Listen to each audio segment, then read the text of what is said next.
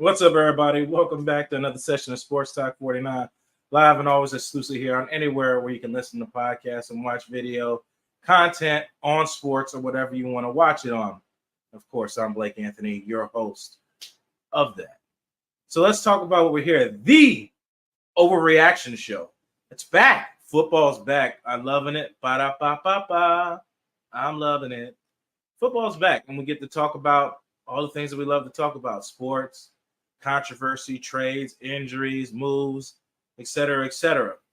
But right now, we're going to talk about the Tampa Bay Buccaneers versus the Washinton Commanders Week 1 at home in Tampa Bay. Buccaneers end up winning that game 37-20. Buccaneers defense handled it as they should. Todd Bowles is always putting up a stellar defensive performance, even with injuries that have occurred, and we'll get into that a little later. James Canida will drop by and tell his perspective on the game. I have not watched it, so I'll react to it when I watch it. James always gives his Pewter Perspective. Big game James Canida, former Tampa Bay Buccaneer himself, a defensive tackle. And he'll give his perspective, and I'll banter off of that. So let me break down a little bit. Well, not break down. Let me talk about it a little bit before I listen to James, and then I'll go into that. Offense came out a little flat to me, kind of like last year. Great performance by Chase McLaughlin, as always, putting up all the field goals in clutch time situations, scoring all the points in the opportunity. A couple missed opportunities earlier in the game where they caught it, gone up earlier on Washington, and kind of put that game away early. The backs, I got a name for the three running backs. We'll call them the Pewter Power Trio, which is Rashad White, Bucky Irvin, and of course the young undrafted Sean Tucker.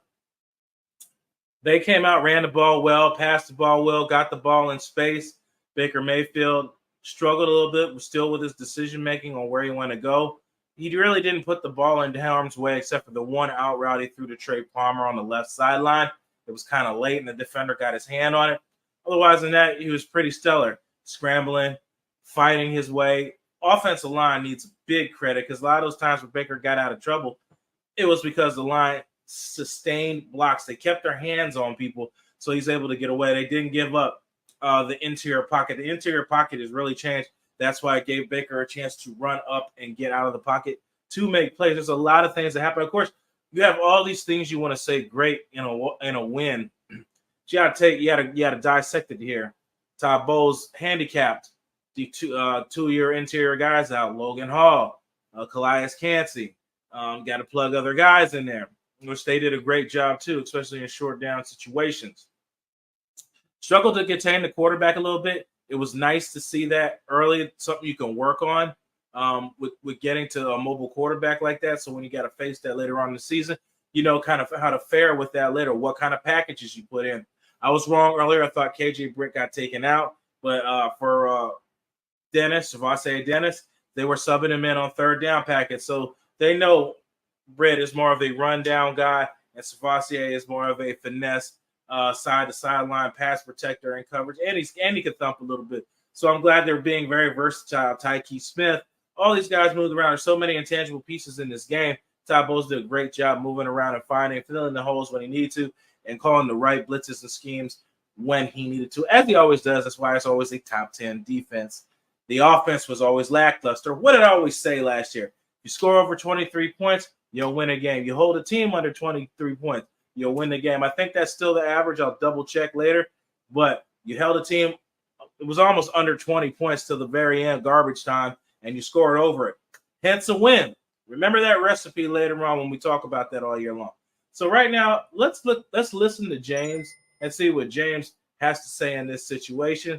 Before I do that, let me break down the stats to that first. Hold on.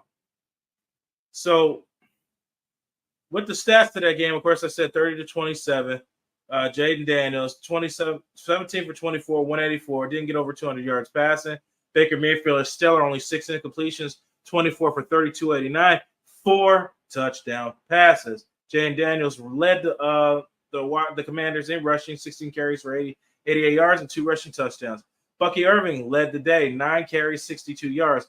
Austin Eckler led the Commanders in receiving, 4 receptions, 50 yards. Chris Godwin showed up and showed out. 8 receptions, Did I just skip past it? Oh. Chris Godwin, 8 receptions, 83 yards, and a touchdown. Rashad White, 6 receptions, 75 yards. No touchdowns. Mike Evans, as always, 5 receptions, 61 yards, 2 TDs. And, of course, the rookie and stellar kid, 1 reception, 32 yards, and a touchdown. Should have been 2. He dropped 1 early on a perfectly rub route play, but his hands weren't ready to catch the ball, and Baker dropped the dime in there as the Baker was cooking. Pretty much what I said earlier. The running backs pretty much led the way in receiving. The receivers you couldn't really get the ball to. You got to watch Christian McCaffrey's brother, Luke McCaffrey, try to score a 2-point conversion later on where he dragged the 1 foot, and I politely told him it's 2 feet. But those are learning curves in the game. Who led tackles in this game? Jordan Whitehead came out, showed up, 4 tackles, 4 assists. Savassier Dennis, brilliant play blitzing call by Todd Bowles, 4 tackles, 4 assists, and a sack. Troy Tryon got a strip sack earlier in the game. So you have people, unusual suspects, contributing into the game at all points when they needed to be. And that's just what you're going to need, especially now with injuries to Antoine Winfield, Hall, the corner breaking his leg or having a significant injury. You just got all these things happen, and it just seems it's always on the defensive side of the ball. I don't want to say it, but it's true. Todd Bowles is smart enough to figure out a way with pieces out that on defense, then on offenses, they'll struggle to score points. So these guys can continue to score 30-plus points a game. I think we'll be in a fight in all games, and I think they could do that. So let's see if that works. But as I said earlier, let me go into James Canida. Let's see what he had his perspective on the game. What's up, Tampa Bay Buccaneer fans? This is former Bucs defensive tackle James Canida, host of Big Game Sports Buzz and Games Pewter Perspective. First and foremost, thank you, Blake Anthony, for having me drop by to give you my thoughts on the Tampa Bay Buccaneers 37-20 victory over the Washinton Commanders in NFL Week 1 action. I believe the Buccaneers formula was simple, and they held true to it. That is, take care of the ball and rely on a solid defense to get the W. The one thing that really surprised me was the efficiency of Baker Mayfield. 24 for 30, 289 yards, 4 touchdowns. And the ball was very well distributed amongst all his wide receivers. Jalen McMillan had the big play, the 32-yard touchdown catch.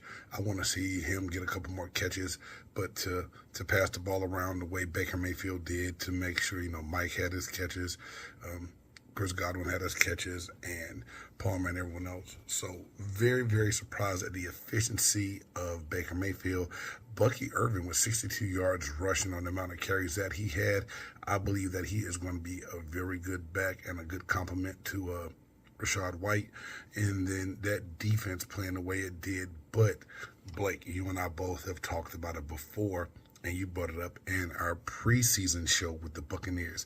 They are going to have to find more ways to get after the quarterback.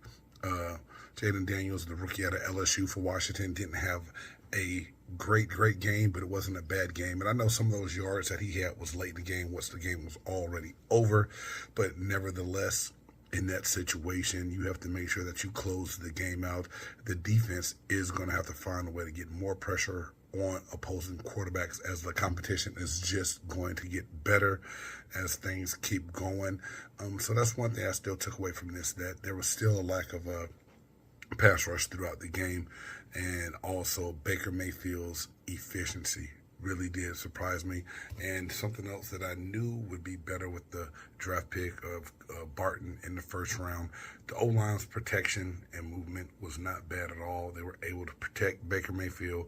Running game will still pick up a little bit more steam once everyone plays together. I think it's going to take about 3 weeks to see a little bit more continuity.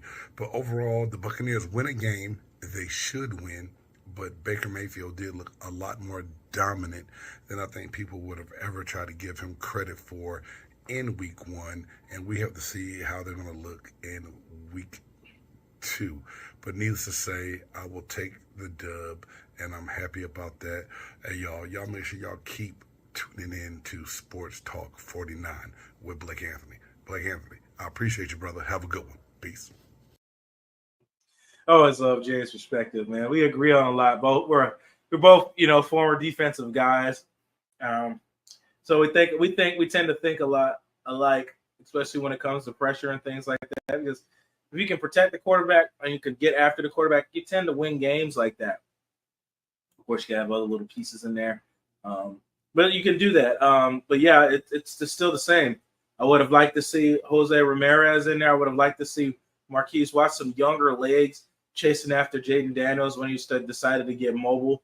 And like I said, it's a good test early. So if you face that adversity again, you know what you need to do next time. Hopefully you'll have Cansey back. Vay almost had a sack and answer. So there was a lot of close scenarios. Jaden Daniels is really, really elusive and really good at his craft. The other thing, tight end position is pretty non-existent. Remember, I was talking about that all year, and I mentioned that to a couple guys I was sitting with at the game. Most successful teams that in this league have good tight ends. There was like Tampa seems to always skip that, and the guy made a comment. He said, "Well, they did have Gronkowski." I was like, "Yeah," and then what happened? You won a Super Bowl, right? And he was like, "Yeah, you got a good point." I was like, Cade Otton, he's good at that, but like when you watch guys like Isaiah Likely and things like that, it just opens up another aspect of your offense. I would just like to see somebody in there with that kind of wiggle and that kind of versatility at the tight end position that could get open and things like that versus just the standard blocking guy that you're going to throw a ball up to and catch. You need other weapons when you're playing a good defense like you're going to in week 2 with Carlton Davis and the Detroit Lions. That's going to be fun to watch. Coming in there with his revenge game plan against his old teammates. I know he's going to be a bit bitter and upset about the whole situation, but we'll see how the game goes. Detroit coming off a win against the Rams Sunday night. Very, very good game. But what else I want to tap in? Oh, he's talking about Baker. James was talking about Baker Mayfield and the efficiency of the offense. You guys know usually how hard I am on Baker, but I give praise too. He didn't put ball in harm's way. A lot of what I said last year when I started praising him, and I got on him when he started not doing that. Didn't put the ball in harm's way. Made the right choices. Was a little indecisive at sometimes. Maybe he had the wrong read pre-snap and whatever that was. And I like the play calling. He's probably not going to get a lot of credit for it. Liam Cohen. I saw the Rams offense 3-4 years ago watching that offense. What I mean by that is rubs, bunch formations, where you use another guy to pick another guy to create space and separation. Those are things that Tampa's never had. And I was like, thank God that they're finally starting to do small things like that. The one to McMillan, it was just a trips bunch formation.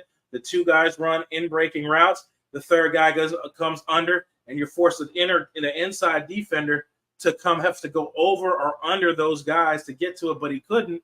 But unfortunately, Jaden McMillan couldn't make that catch because it was easy walk-in touchdown. Those are routes that the Bucs got beat on a lot when they played against the Rams, when they played against guys that run those type of schemes and offenses that they run. You got to see a lot of that with Liam Cohen's offense, and I think he has a lot of the pieces with the Pewter Power Trio and Tucker, White, and Irvin, and the wide receiver core. These guys just got to stay healthy because he's really cooking with the offense, and these guys are really working at that.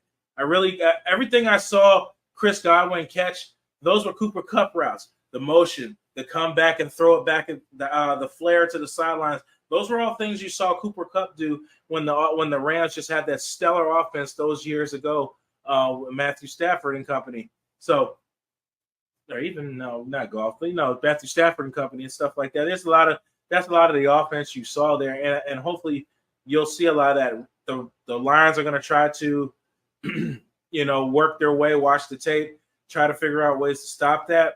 And a lot of that won't happen as long as the up front guys, Barton and all those big guys up front keep contributing because they did a great job Sunday in their performance. And I'd like to see more of that. It's been really exciting so far, but you get a playoff contender this week coming up. You got the Ravens in a few weeks. So it's going to be fun watching these weeks coming up. And I appreciate you guys always checking in on me, giving me your thoughts on the games. I know I'm like controversial sometimes because I get so frustrated because I try to teach you guys things like that and stuff that I know that is said and done by things like that, but you're distracted by other sources and things. But that's just behind me. All I can do is focus on me, right? So, we'll tune in next week. I'm gonna have some breakdowns of the game for you and talk about that in the my perspectives and stuff like that. And I've always loved and appreciate you guys always watching here. I'll try to continue to have guests all year from different teams and things like that with all these weeks coming up. It's just hard catching up with these guys, especially in the season and with their agents and things like that. But that's what we always do. You're the master of everything. What you do with your life, what you do with it is entirely up to you. Thank you, guys. God bless. And as always, fire those cans. See ya.